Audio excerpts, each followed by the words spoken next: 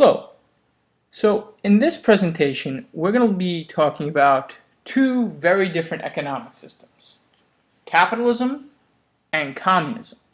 Now, even though capitalism and communism are very different, students often get these two systems very confused. So if these systems are so different, why does everybody get them mixed up? The reason I think everybody gets it confused is very simple.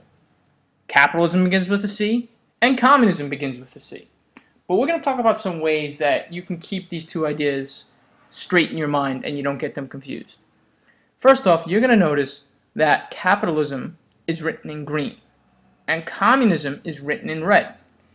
Throughout this whole presentation, all the information about capitalism is going to be written in green, and all of the information about communism is going to be written in red. So from now on, whenever you think about these two ideas, I want you to associate the color green with capitalism and the color red with communism. You'll also notice that I have underlined the first part of capitalism and the first part of communism. There's a reason for this. The word capital simply means money. And if you'll notice, the first part of communism, C-O-M-M-U, is very similar to the word community. Okay? I want you to kind of keep this in mind as we go through this presentation. Capitalism is really concerned with what is best for the individual. What is going to make my life better? Communism is concerned with what is best for the community or the group. It doesn't really matter how happy you are if the community at large is doing well and benefiting. The reason I chose green for capitalism is very simple. Green is the color of money. The reason red is historically connected to communism is because in Europe, red was always the color of revolutions. And in the early 1900s, when the Russian Revolution happened and the first communist nation was created, the Russian rebels, the communists, chose the color red to represent them. Okay? Now, like I said, throughout this whole presentation, green will stand for capitalism and red will stand for communism. Okay, so when talking about capitalism versus communism, we have to remember two very important names. These names are Adam Smith and Karl Marx. These guys can be considered the godfather of these two ideas. Now, Adam Smith and Karl Marx did not live at the same time, but if they did, they probably would have wanted to fight each other because they had the exact opposite ideas. Adam Smith was from England during the 1700s, and Karl Marx was from Germany in the mid-1800s. So Adam Smith came before Karl Marx. Adam Smith was the capitalist, Karl Marx was the communist. Adam Smith was part of this movement called the Enlightenment, basically a period of time in which people started to question the powers of the government and his traditional structures. Karl Marx lived during the Industrial Revolution, which is what you've been learning about in this module. And the things that Marx saw happening during this time period played a very big influence on him and on his ideas, which we will see in a little bit. Adam Smith wrote a book called The Wealth of Nations. Basically, in this book, Smith talks about what people and nations and businesses need to do in order to gain wealth and power. Marx wrote a book called The Communist Manifesto. And in this book, Marx basically lays out his plan for a world revolution, a big change in the world. Now, what's really important for you to understand is that Adam Smith believed that people had the right to profit without interference, meaning that it's okay for me to basically do whatever I need to in order to grow wealthy. It's that idea that capitalism is about the individual person. On the other hand, Karl Marx believed that the poor workers of the world should rise up and take power away from the capitalists. So again, it's that idea that capitalism is about what's best for the individual, and communism is best for what's the group. Now let's get into some of the finer details of capitalism and communism. Capitalists believe in what's called a laissez-faire or free market economy. Same thing, just the word laissez-faire is French and the word free market economy is English. Communists believe in a command economy. So what's the difference? I'll show you. In a laissez-faire or free market economy, the government does not interfere with the economy. Here's one way to think about it. The government is lazy about the economy, and that's fair. Basically, businesses are free to do whatever they want to do. On the other hand, in a command economy, the government commands the economy. Seems pretty straightforward, right? The government tells businesses what to do. The next big thing you have to understand is that basically in the capitalist system, businesses are free to do whatever they want in order to make money. If I need to make my workers work a 15-hour day in order to increase my profits, that's okay according to capitalism. In communism, the government regulates and limits what businesses can do. The next thing you have to know is that in the capitalist system, businesses such as factories are privately owned. They belong to an individual. In communism, businesses such as factories are owned by the government and belong to the workers. So again, it's the idea of individual versus group. In capitalism, people are free to use their money any way they want. So, if I make $1 million and I want to spend it on horses and gold-plated toilets, that's okay. It's my money. Nobody can tell me what to do with it. In a communist system, money is redistributed by the government so that people are given an equal share. Remember, in the communist system, it's not about the individual. So according to a communist, it's not okay for one person to be living in a mansion with gold-plated toilets while another person is poor on the streets.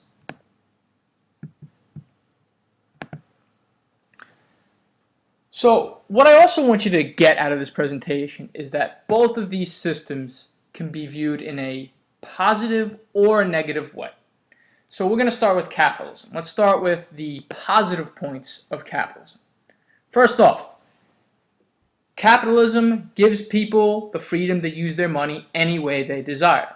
Sounds like a good thing, right? If I work hard to make money, why should anybody be able to tell me what to do with it, right? It's my money.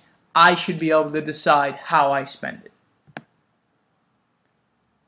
Capitalism also gives businesses the freedom to grow and profit without interference. So if I want to make a business that sells shoes, then I'm allowed to, and I can do whatever I need to do in order to make my business successful. Nobody can tell me how to run my business. Capitalism also gives people an incentive, motivation to work hard so they can gain profit and gain possessions. Because according to capitalism, the person who works the hardest will profit the most. So those are the positive points of capitalism. Let's talk the negatives now. Since there are no limits to what businesses can do, business owners can take advantage of others in order to increase profits. For example, I already said this before. If I'm a factory owner and I realize I can save money by not giving my employees, my workers, a break That's okay. Because remember, the government cannot tell a business what to do in a capitalist system. So basically, businesses can do whatever they want in order to increase their profits, even if it hurts other people. Because of this, unequal social classes develop. What ends up happening in a capitalist system is a small group of individuals control the majority of the wealth and property, while others either have nothing or very little. And think about it. I mean, think about our world. There are people who are incredibly rich. They're billionaires, have massive, huge houses. And then there's people who make barely enough to survive.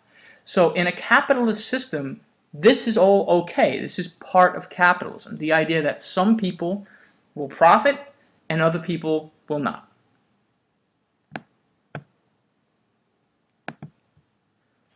So let's look at communism now. Communism protects the workers from being exploited by factory owners. What I want you to understand is that capitalism is a system that factory owners would support, and communism is a system that most poor workers would have supported. In the communist system, the workers all own part of the factory, so everybody profits equally. Again, it's the idea of an individual versus the group. In the communist system, it is not okay for an individual to own the factory and to grow wealthy while everybody else is poor. So according to communism, all the workers of the factory should own part of the factory, and they should all gain the same amount of profit. There's also limited private property, so no one has more than any other person. It's again group versus individual, right? It's not, according to communism, it's not okay for me to live in a huge mansion while you are on the street. And because of this, because there is no private property and everybody profits equally, there are no social classes in a communist system. So let's look at the negative now. The government controls prices, what is made, and what types of work people do. So I can't just decide I'm going to open up a business that sells shoes. If the government says no, you have to make shirts, that's what I have to make. I can't decide what to pay people. The government tells me what I need to pay people. Because everybody is profiting equally, there's less incentive to work hard. Think about it. If I work in a factory and I really work hard all day long and you sit around on your butt, but we still make the same amount of money, what's to motivate me to work any harder than anybody else? And that's one of the major criticisms of communism, is that since everybody is profiting equal no matter what, there's no incentive to encourage people to work harder or take the extra step. In communism, the government owns and controls the majority of factories, farms, businesses, and property. Remember, communism doesn't care about the individual, it's about the group.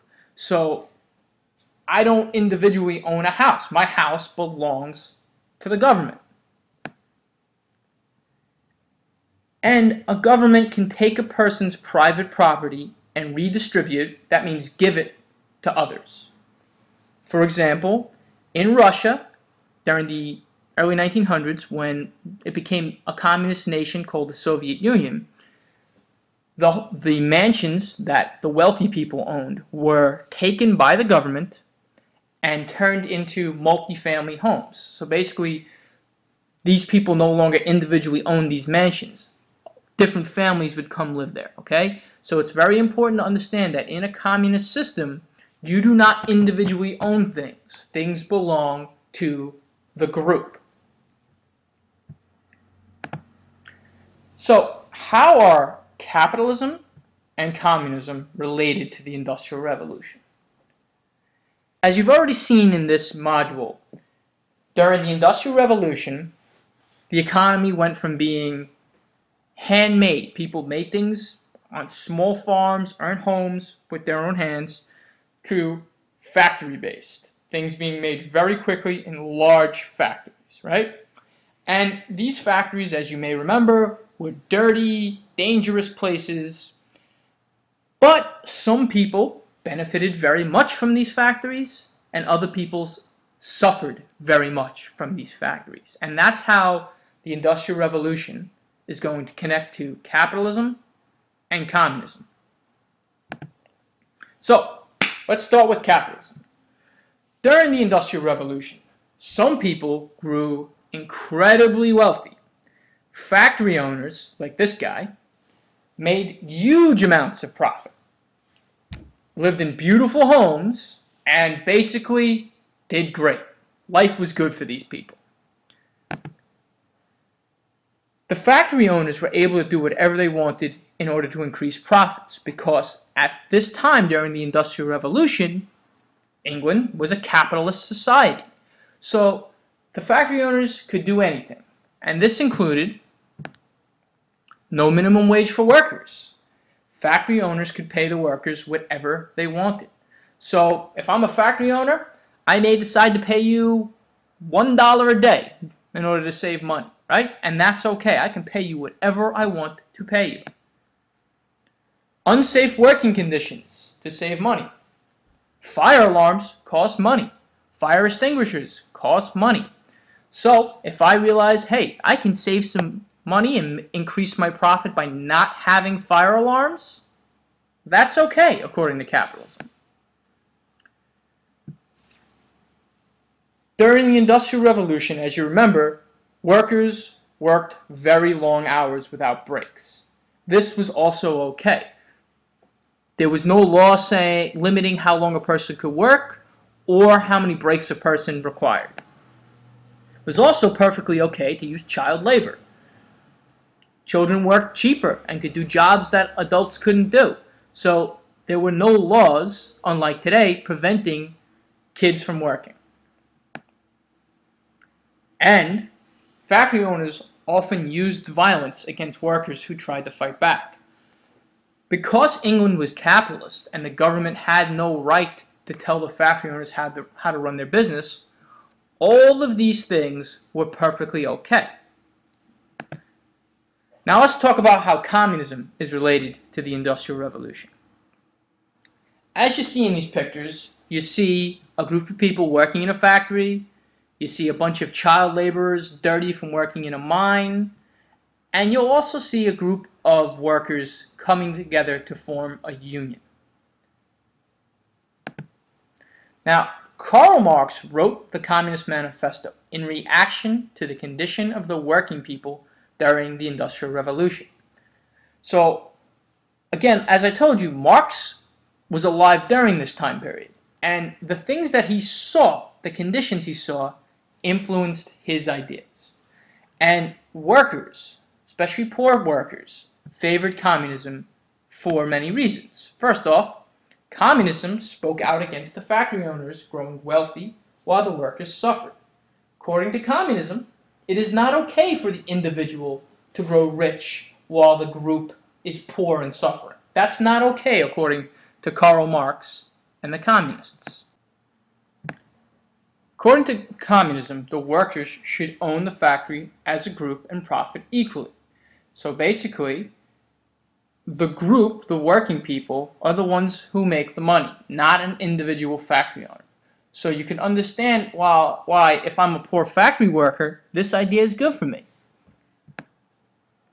Communism also encouraged workers to form unions. A union is an organization of workers designed to stand up for workers' rights.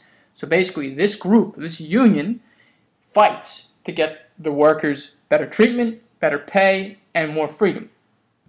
Owners obviously did not want unions in the factories because unions encouraged workers to demand better pay and more rights.